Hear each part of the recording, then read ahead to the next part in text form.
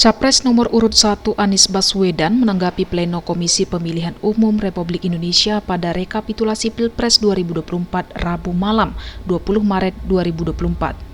Diketahui hasilnya, KPU telah menetapkan Prabowo dan Gibran sebagai pemenang di Pilpres 2024 oleh Komisi Pemilihan Umum.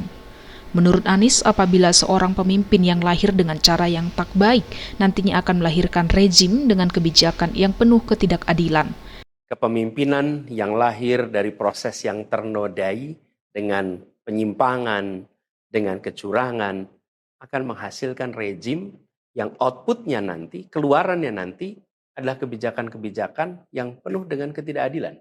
Dan ini yang tidak ingin kita temui di Indonesia. Kita tidak ingin ini terjadi. Tapi langkah yang dilakukan adalah mengumpulkan semua sinyalemen, semua bukti-bukti, untuk kemudian nanti dibawa ke depan hakim, ke depan Mahkamah Konstitusi. Ada saja yang nanti akan mendegradasi usaha konstitusional ini, seakan ini adalah sikap penyangkalan dan tidak mau menerima kekalahan. Izinkan kami tegaskan di sini, kami tidak ingin membiarkan penyimpangan atas demokrasi itu berlalu tak ditantang. Kami tidak ingin penyimpangan itu berlalu tanpa catatan. Kami tidak ingin ini menjadi presiden yang buruk bagi generasi-generasi yang akan datang. Biarlah cukup berhenti sampai di sini. Jangan ada pembiaran. Bila penyimpangan, pelanggaran dibiarkan, dia menjadi kebiasaan. Bila kebiasaan dibiarkan, dia menjadi budaya. Kita tidak ingin budaya demokrasi kita penuh dengan ketidaknormalan. Menariknya, respon yang diberikan Anies Baswedan cukup berbeda dengan Surya Paloh selaku Ketua Umum Partai Nasdem.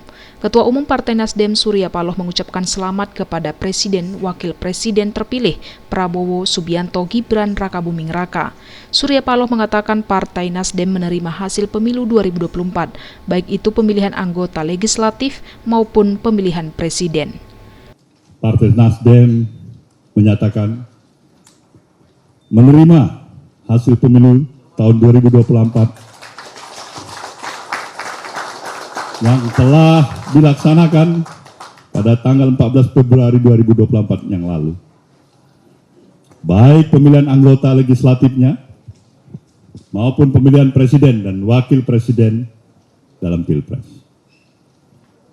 Kedua, Partai Nasdem mengucapkan selamat kepada seluruh partai politik peserta pemilu legislatif tahun 2024.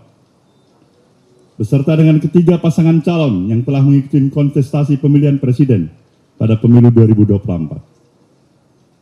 Partai Nasdem juga mengucapkan selamat kepada pasangan Prabowo Subianto